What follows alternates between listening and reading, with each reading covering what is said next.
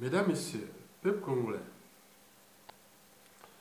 maître docteur Dominique Kunku conseille au dictateur Denis Sassou Nguesso de partir avant qu'il ne soit trop tard. Pour lire intégralement cette interview réalisée par le site ou le journal Afrique Éducation, je vais ici aussi dire au dictateur Denis Sassou Nguesso, s'il a une âme et une conscience, cela veut dire qu'il est encore humain.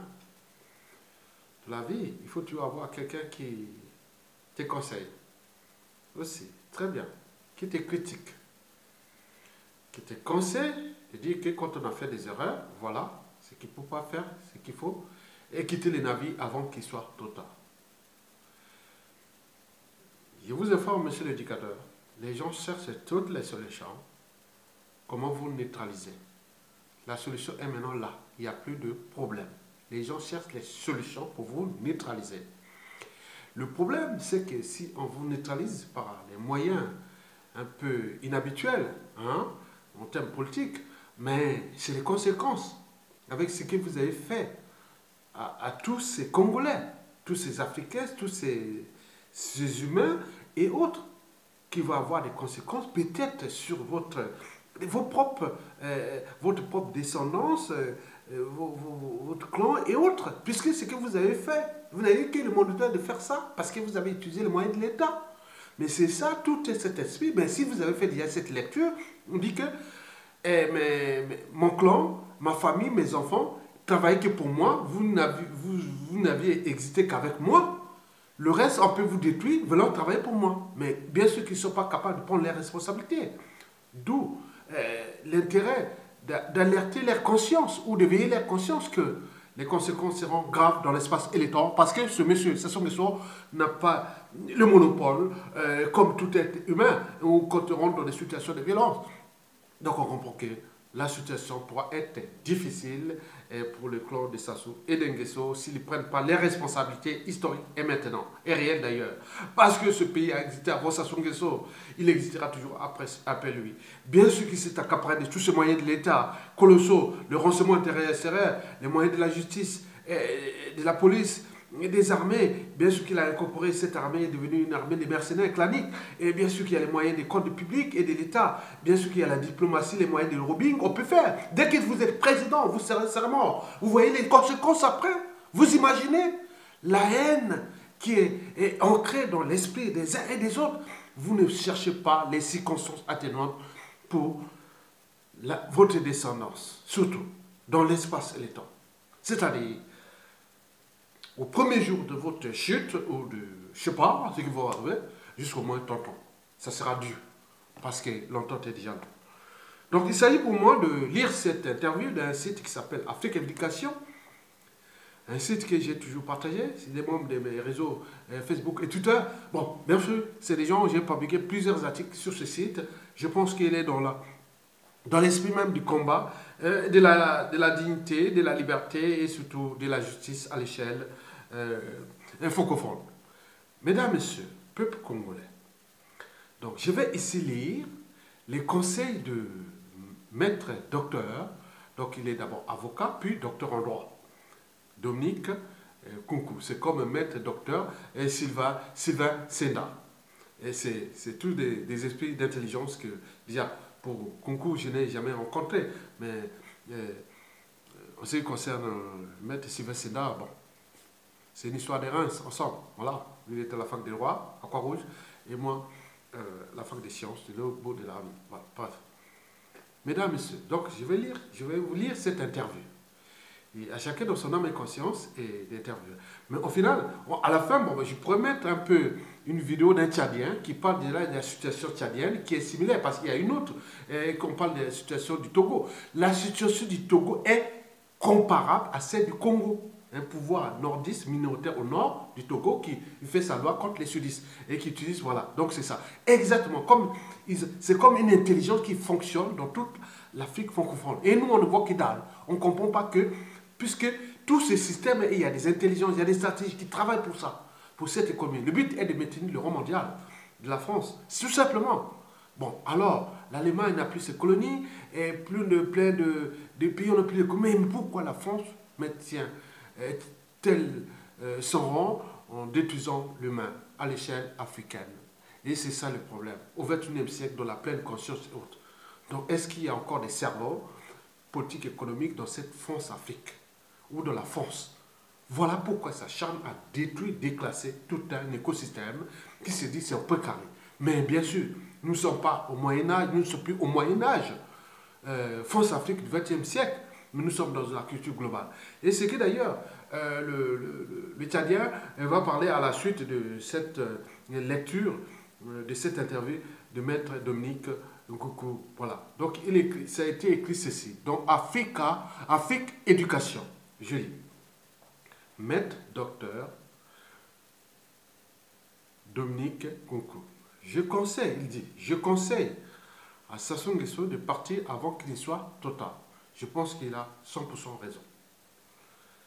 Mesdames, Messieurs, donc, je vais commencer par lire. Donc, j'ai des questions-réponses. Donc, Afrique éducation. C'est des questions. Donc, quand je prononce Afrique éducation, c'est la question. Et après, il y a Dominique Nkoukou qui répond. Voilà, on commence. La question. Afrique éducation. Maître Dominique Nkoukou. Merci de nous recevoir chez vous. Dominique Nkoukou. Soyez les bienvenus. Afrique éducation.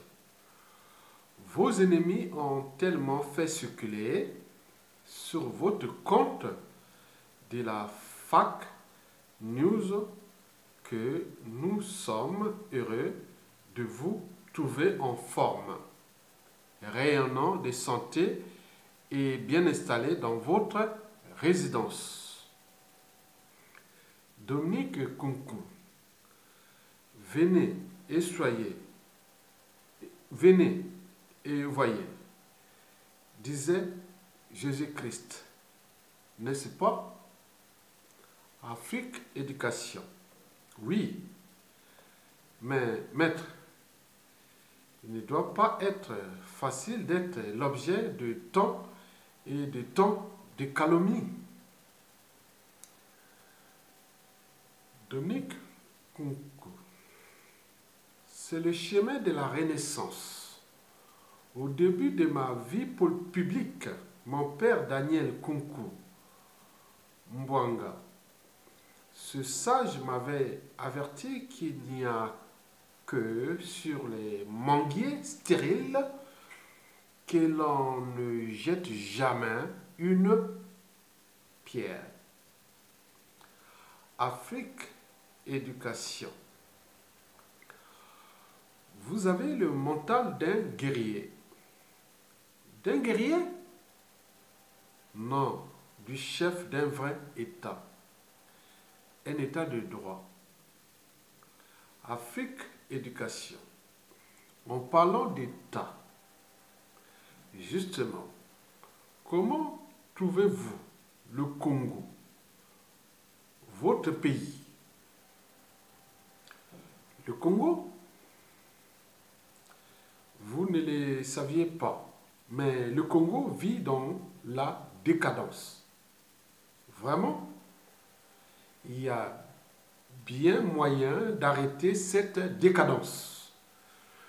Dominique Nkoukou, l'homme dans sa fragilité de manière générale, le Congolais et la Congolaise en particulier aiment la décadence. Ils ne peuvent arrêter la décadence.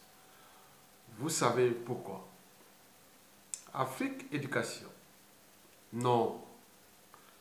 Dominique Nkoukou, c'est parce que la décadence est agréable au sein des sociétés décadentes.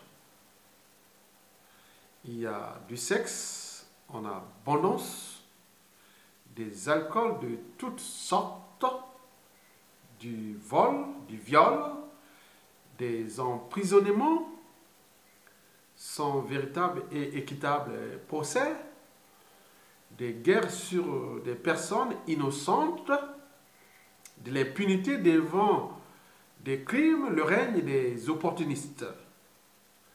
Un chef de ces sociétés peut détourner de l'argent de toute une nation, rendre exsangue l'État entier sans être inquiété.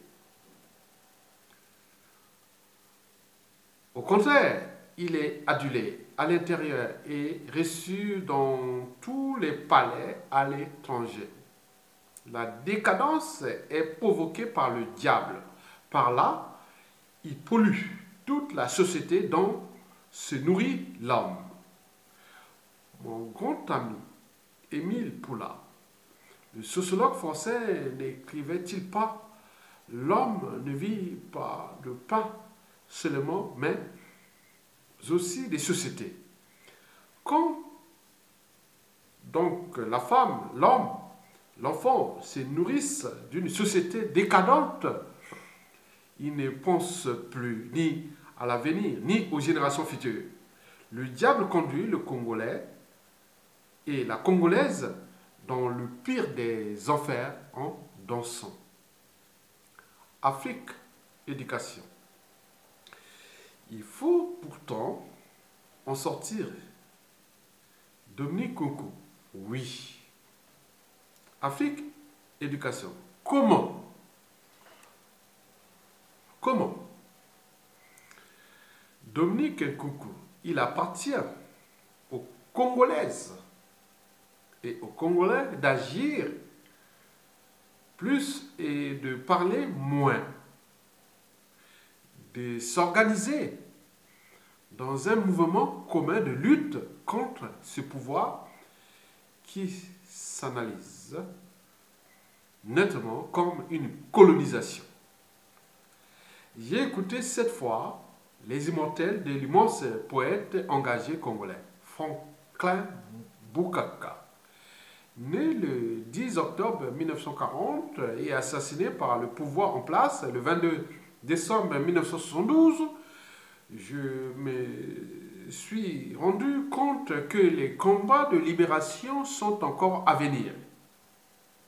Au Congo, le retour au combat primordial devient un devoir. Comment les Congolais et les Congolaises atteindront leur but?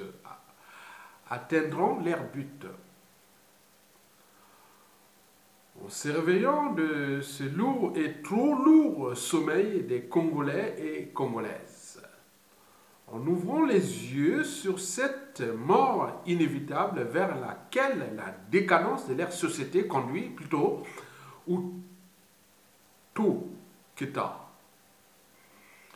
En se détournant de cette vie séductrice dans laquelle sombre tout un peuple, en se convertissant individuellement pour ne pas mourir comme tous ces Congolais et ces Congolaises qui tolèrent à leur tête le diable. Afrique, éducation. Peut-être que les Congolais ont-ils été mystiquement endormis. Le marabout nigérien de Sassou n'a-t-il pas clairement expliqué dans la presse congolaise comment il mélangeait les excréments de Sassou et dans l'eau que boivent les Congolais pour les rendre amorphes et sans réaction? Dominique Nkunku. Le combat congolais est multiforme. Il n'y a pas que le côté financier, matériel, politique, mais aussi et davantage spirituel. Afrique éducation. Alors, il faut chasser le diable. Pourtant, voici bientôt 10 ans, vous êtes resté silencieux et vous avez décliné toutes nos invitations. Pourquoi aujourd'hui acceptez-vous de nous accueillir? Dominique Nkunku. Trop parler nuit inutilement à la cause que l'on porte. J'ai lu, entendu et écouté tous ceux qui se battent pour que l'ancien régime, celui des Sassou, ne soit plus aux affaires congolaises. Ce recul est important car il rend humble et se sent combattant aux côtés de ceux et celles qui se battent. Même si les moyens et les procédés diffèrent, une lutte a besoin de toutes ses ressources pour obtenir la victoire. Ce recul régénère aussi, car l'on rencontre de nouveaux visages dans les générations montantes, dont l'énergie communicative redonne la force d'avancer. J'ai appris que ce combat n'était pas personnel, au sens des combats pour retirer des bénéfices personnels, ce que je n'ai jamais fait. Mais il était bien comme je l'avais compris, au service de tout un peuple et ce, au profit des générations et des générations qui font la relève. Afrique Éducation. Vous allumez le feu à chacun de vos passages chez nous. Maintenant, le Congo va mieux. On ne viendra pas brûler nos bureaux.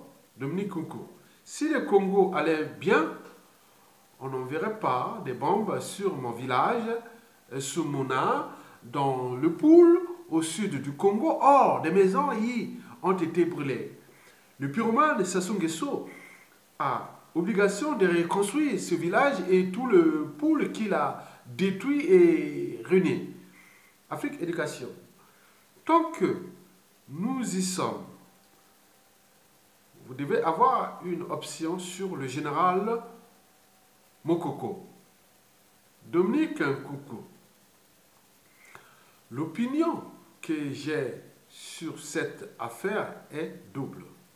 D'une part, si Mokoko est dans une prison effective et réelle, je me battrai pour qu'il sorte. Sa place n'est pas là. Je ne vois pas ce que lui et les autres ont fait pour mériter une place en prison et surtout dans une prison à la congolaise. C'est dans ce sens que je viens de signer une pétition ayant l'effigie du général Mokoko. J'ai justifié ma signature par le fait que l'homme est créé à l'image de Dieu. À ce titre, aucun homme n'a le droit d'abuser de ses pouvoirs pour enfermer un homme innocent. D'autre part,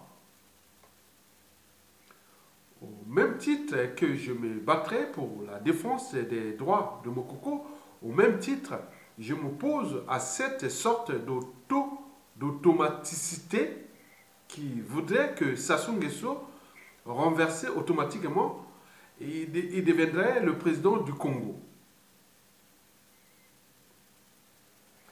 J'ai beaucoup apprécié la pertinence et l'extrême finesse de l'analyse de Madame Alphonsine Mikuiza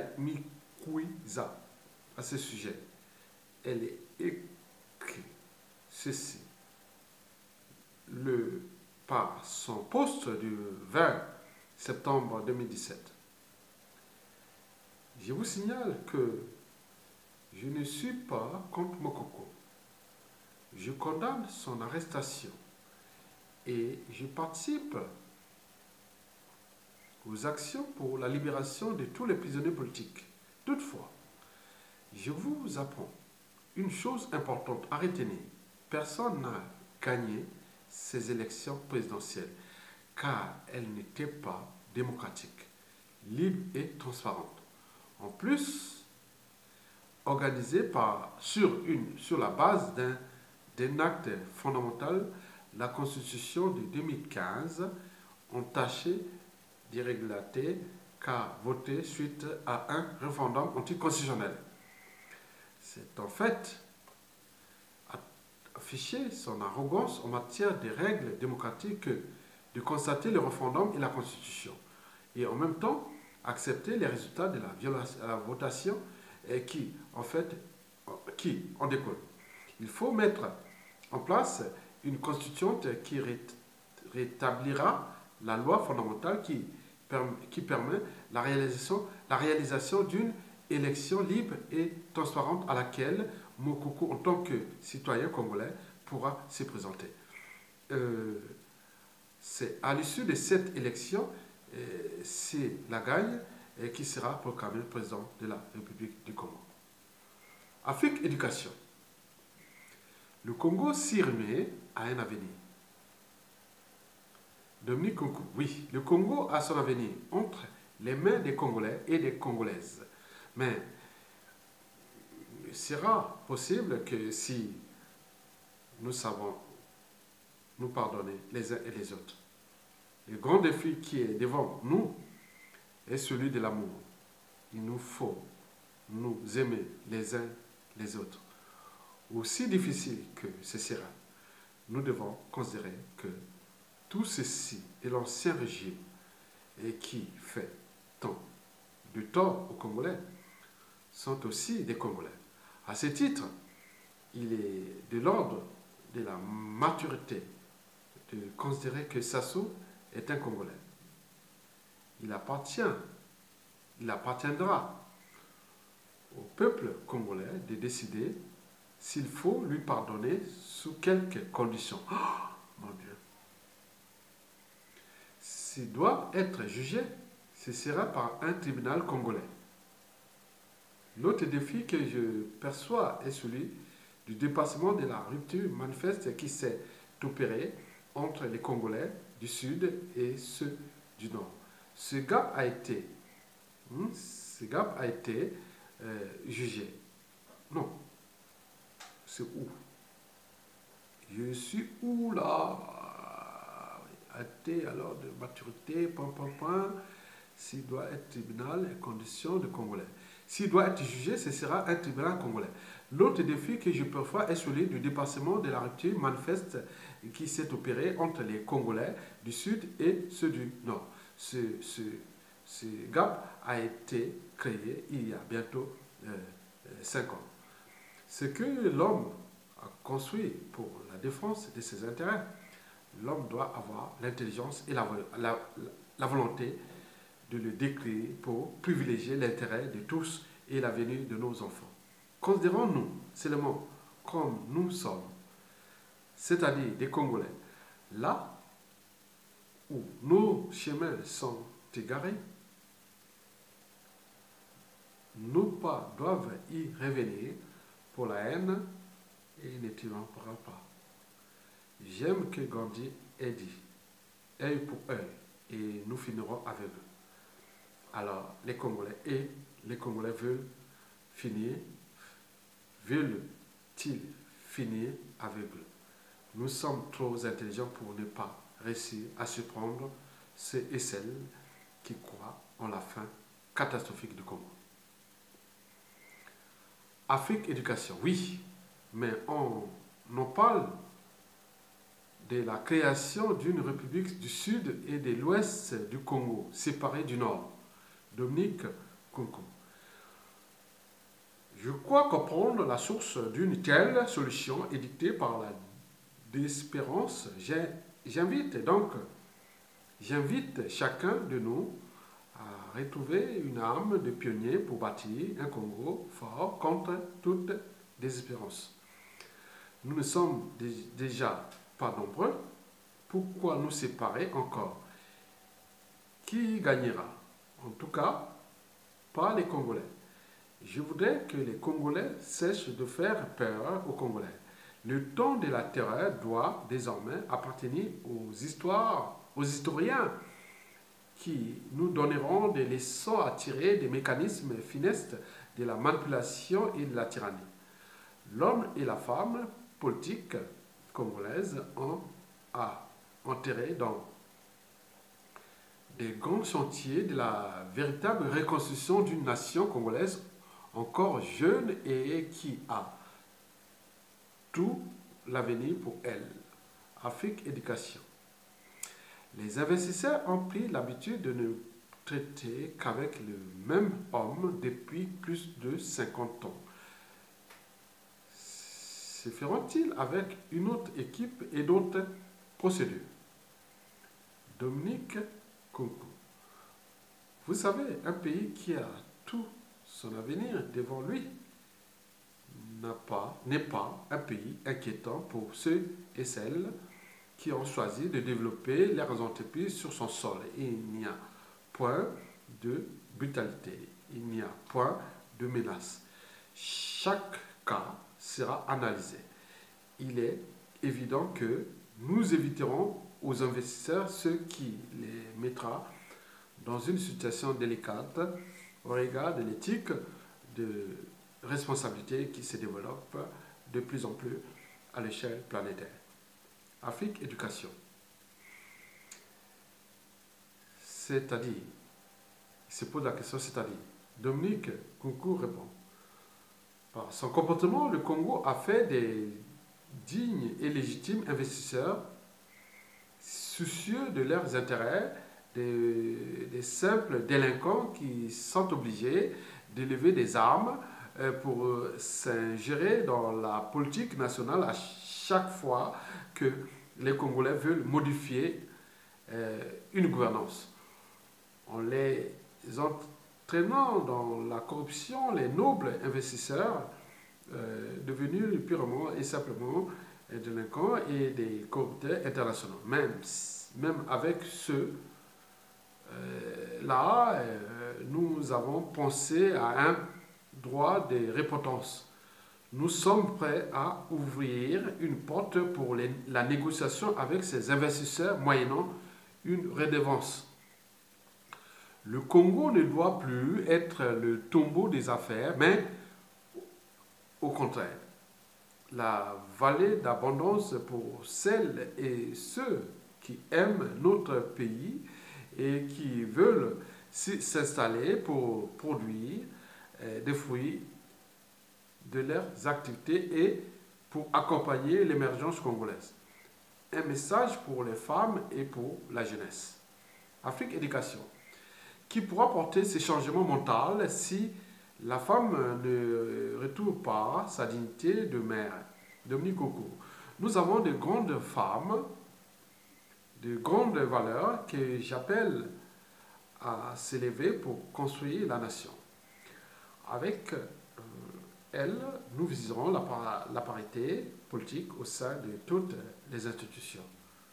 Quant aux jeunes, je dirais que l'heure a sonné pour la véritable vie des jeunes et qui ne servent plus de clair à cadeau, ce que décrit le roman. Allah n'est pas obligé de l'écrivain ivoirien Amadou Kourouma. Le Congo l'a vécu. J'ai envie de dire, plus jamais ça. Les jeunes doivent entrer dans des formations et les finir sans l'inquiétude de voir perturber leurs études. Ils doivent poursuivre leurs études au Congo ou à l'étranger. Mais, même ayant fait leurs études à l'étranger, je demande qu'ils reviennent sur leur terre pour que nous construisons ensemble. Je formule le même vœu pour notre diaspora, si nombreuse dans le monde, que leur cerveau bâtisse le Congo nouveau et que leurs eaux viennent blanchir la terre congolaise. Un ami me l'avait dit quand je quitterai un autre pays. Je leur ai dit, pour chacun de nous qui avons vécu à l'étranger par la force des choses. Afrique Éducation. Que diriez-vous à celles et ceux qui ont trompé dans l'ancien système.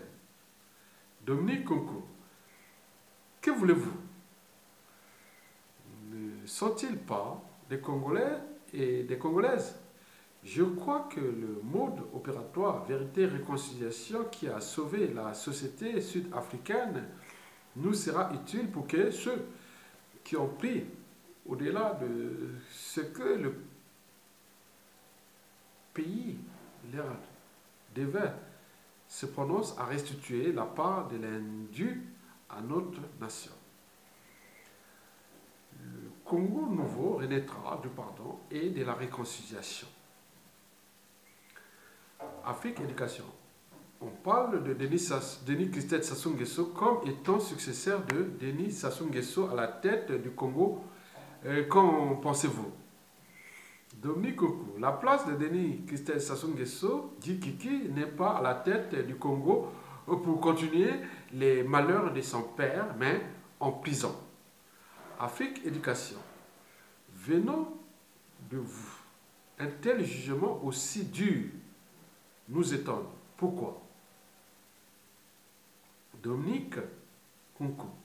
En matière pétrolière, la célèbre SNCP, Société nationale congolaise de pétrole, est une propriété propre de Sassou. Il puise le pétrole congolais par cette société et le donne littéralement à Kiki qui le vend au trader au prix du marché.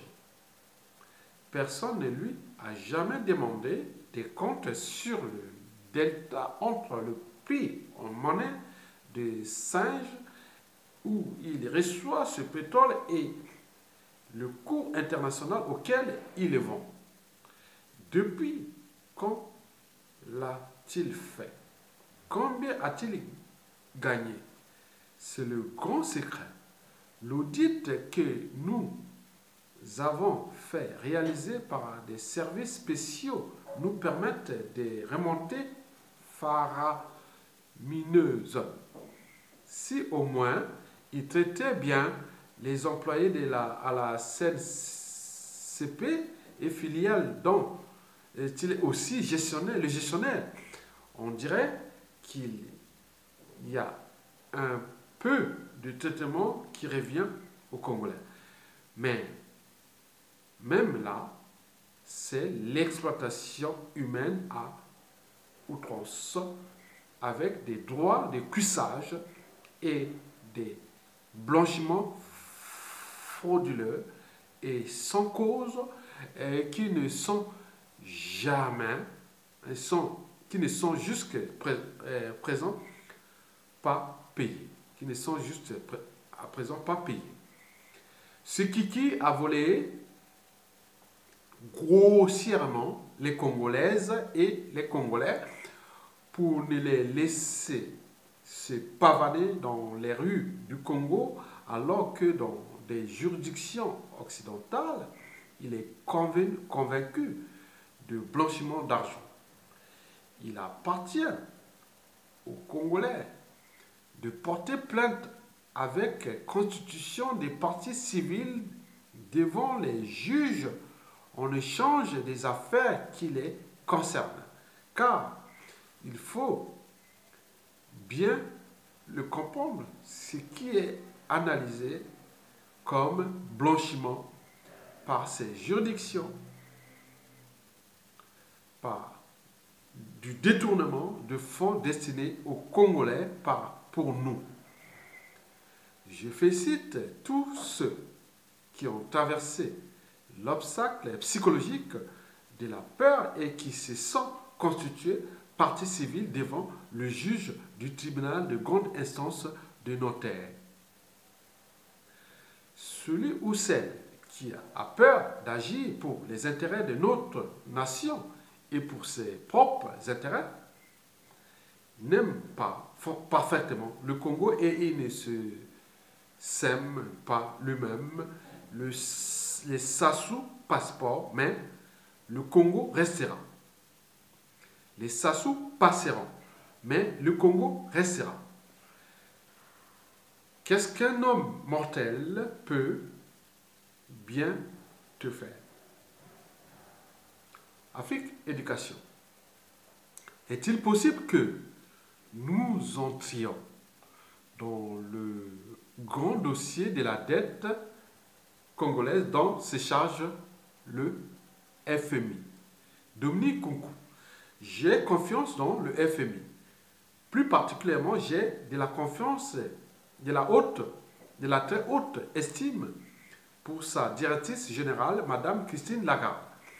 Si bien que je suis tout confus quand j'apprends que partout, Sassou raconte ce qu'il a mis dans la poche, comme d'ailleurs la procédure de la Cour pénale internationale. Ce n'est pas cette image honteuse que je garde de Madame Christine Lagarde. Elle est la marraine de notre promotion d'avocat à l'école de formation du barreau de Paris. J'ai gardé en mémoire son grand discours au palais des congrès de Mayo. Elle parlait de son parcours et de ce métier d'avocat qui est un métier de combat qui ne se gagne que par l'intégrité et la détermination. Ce sont ces valeurs que j'applique dans ma vie d'avocat contre vent et marée. J'ai confiance que le FMI ne faiblira pas. Ses missions pour le Congo, il les mènera jusqu'au bout. Il y va de la survie des milliers et des milliers d'enfants laissés sur le banc de la société congolaise des riches. Afrique Éducation. Croyez-vous que le FMI réussira facilement dans sa mission? Dominique Kunku. Facilement, je ne crois pas. Il faut que la mission intègre la sociologie des comportements des prédateurs d'argent congolais. Beaucoup d'argent est enterré dans des cimetières. Le trésor congolais est vide.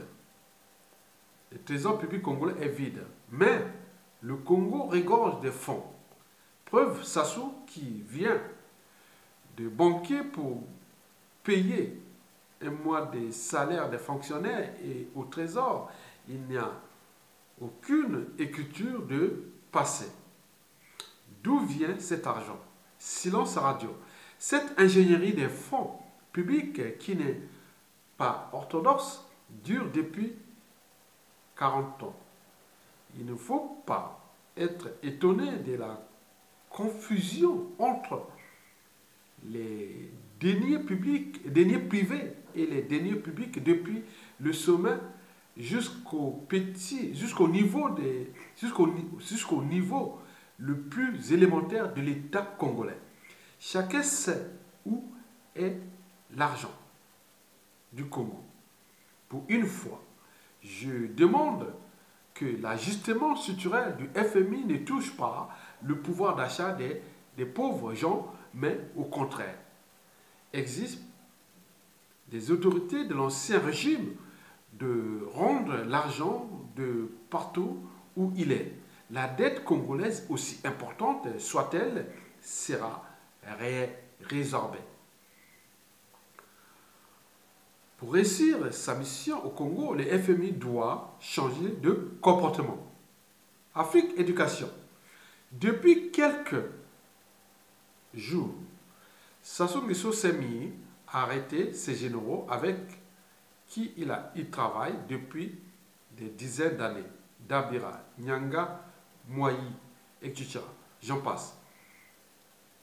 Quelles réflexions ces arrestations vous suggèrent? Dominique Kunku. Je me mets à la place de ces généraux qui ont tout donné pour défendre Sassou et sa famille et son règne. Ils sont allés jusqu'à agir contre la déontologie militaire pour devenir plutôt des partisans que des garants de la sécurité congolaise. Je peux comprendre que ces hommes, y compris leurs familles en veulent à Sassou, qui les a entraînés dans la dérive sectaire et qui les lâche à présent. Qu'il y ait un coup d'État à la manière de la fin de Marien Ngouabi, je pourrais le comprendre dans ce contexte. Je pense cependant que la vie nationale ne doit pas devenir un éternel règlement de compte, mais une pacification qui permette à l'ordre et la sécurité nationale de pouvoir exister. Par rapport à Sassou, je voudrais bien qu'il médite cette phrase de la sagesse universelle: celui qui tue par le paix mourra par le paix. Qu'il ne soit donc pas étonné que le projet de son assassinat vienne de ceux à qui il a tout donné. J'appelle cependant la vigilance internationale pour que ce règlement de compte de caractère tribal ne soit pas imputé aux laris qui sont devenus des boucs émissaires de la République du Congo. Le temps pour lui est arrivé de partir pour qu'il ne soit pas trop tard pour sa vie et qu'il ne subisse ce qu'il a fait subir à Marien Ngouabi. Propos recueillis par Alexandre Jobert et Isabelle Message. Mesdames, Messieurs, vous l'aurez compris, donc je vais vous laisser à quelques câbles près avec cette vidéo et vous pouvez entendre un petit peu et dure, je pense que ça va durer 15 de minutes, ouais, je pense. On va arriver. Bon, donc c'est un Tchadien qui va parler, il s'appelle, je ne sais pas, je ne vois pas loin. Le Tchad aujourd'hui vit des moments très difficiles, surtout les citoyens tchadiens, par rapport à ce qui se passe. C'est le Tchadien, là c'est le bassin du Congo. Par rapport à ces mouvements historiques de l'Afrique qui va vers la démocratisation, qui va vers la liberté, par rapport à ces libertés, par rapport à ces possibilités de développement, le Tchad se retrouve aujourd'hui entre les mains d'un régime dictatorial soutenu, je dis bien soutenu, par la France et la communauté internationale. On se retrouve face à une contradiction absolue entre le message que la France et tous les autres pays sur les valeurs de la liberté, de la démocratie, les principes de bonne gouvernance et le soutien à un régime qui viole ostentoirement ces principes et ces valeurs. Voilà, on se retrouve face à cette contradiction qui prend en otage la volonté du peuple tchadien à pouvoir choisir son gouvernement, choisir ses dirigeants et pouvoir développer et vivre en paix. Le Tchad, la situation actuelle au Tchad ne date pas d'aujourd'hui. Mais en ce moment, ce qui se passe au Tchad est très intéressant. Pourquoi? Parce qu'aujourd'hui, on se retrouve avec des citoyens et une jeunesse complètement conscientisée face à un régime en faillite et qui utilise la violence pour se maintenir au pouvoir. Depuis 28 ans, Idriss Déby, l'individu qui dirige aujourd'hui le Tchad, est arrivé au pouvoir avec l'aide de la France en promettant la liberté et la démocratie. Je dis bien depuis 1990. Après 2 ans, c'est le même individu qui avait promis de donner le pouvoir aux civils a décidé de se présenter aux élections. Il en avait le droit, puisqu'il est un citoyen tchadien. il a gagné les élections de manière très frauduleuse. Les gens ont dit d'accord. 5 ans après, il se représente encore de façon rocambolesque. Il triche les élections, il gagne les élections. Sous l'œil bienveillant de la communauté internationale. Mais les citoyens disaient toujours, c'est pas grave. Il y a le verrou constitutionnel. Puisqu'il a volé 2 fois, mais c'est la 3e, il ne peut pas se présenter. Puisque la Constitution limite le mandat à 2. L'espoir de cette alternance était basé sur ce verrou constitutionnel qui limite les mandats. Qu'est-ce qu'il fait? À la fin de son 2e mandat, il oblige les députés, il fait venir des juristes français, des conseillers juridiques français au Tchad pour l'aider à modifier la Constitution, à faire sauter le verrou et pour se représenter encore sous les bienveillants de la communauté internationale et de l'Afrique. Depuis lors, en 2005, il a détricoté, il a détruit tout ce qui a été prévu pour pouvoir éviter qu'un individu puisse s'accaparer du pouvoir, s'imposer par la force et la violence. Il a détruit la structure de la société tchadienne par la corruption, en divisant les communautés traditionnelles, en mettant tous les leaders religieux et traditionnels sous sa botte, en les obligeant à le soutenir, en obligeant les syndicats à baisser la garde. Mais, je dis bien mais, il n'a pas réussi une chose. La jeunesse. Cette jeunesse, après le printemps arabe de 2011, je dis bien cette jeunesse éveillée, qui a pris son destin en main, qui s'est engagée en utilisant les outils, je dis bien en utilisant les outils qui ont permis à briser cette opacité, le contrôle de l'information et la peur instillée parmi la population, les réseaux sociaux, Internet, qui ont permis à cette jeunesse de pouvoir réinventer la façon de s'organiser, de pouvoir libérer l'information, de permettre aux citoyens, je dis bien, d'avoir la parole. Aujourd'hui, les citoyens sont devenus des lanceurs d'alerte. Aujourd'hui, l'information est accessible à tout le monde. Aujourd'hui, grâce à ces réseaux sociaux, on a réussi à pouvoir se réorganiser, à pouvoir faire passer des mots d'ordre, à pouvoir dénoncer. Cette jeunesse, depuis 2011, a commencé à se réorganiser. Avant, l'espace de lutte politique, l'espace de revendication, l'espace d'expression était la rue. Mais les dictateurs ont maîtrisé cet espace, ont verrouillé cet espace.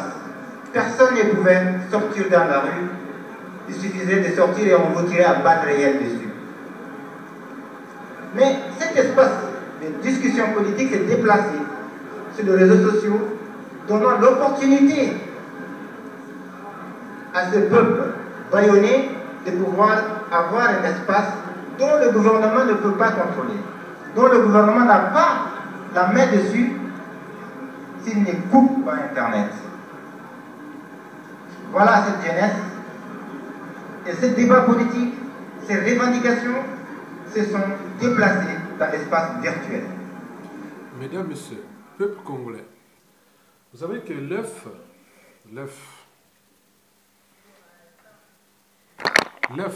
quand il est brisé de l'extérieur, la vie prend fin. Mais quand il est brisé de l'intérieur, la vie commence. Donc les bonnes choses arrivent toujours de l'intérieur. Donc, vous voyez l'œuf là. S'il est brisé de l'intérieur, la vie commence.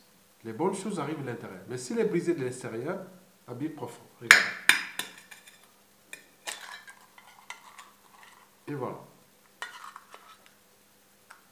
Voilà l'omelette. La vie s'arrête quand il est brisé de l'extérieur. Le Congo a été brisé de l'extérieur en 1997. Est-ce que d'ici la fin de la dictature de Sassou et de Nguesso, il va encore être brisé encore une deuxième fois de l'extérieur?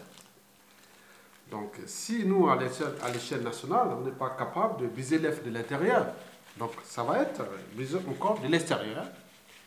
Et après, ça va recommencer, comme jamais 203. Donc, les bonnes choses arrivent de l'intérieur et pas non de l'extérieur. Vous l'aurez compris. À bientôt et bon vent au peuple congolais.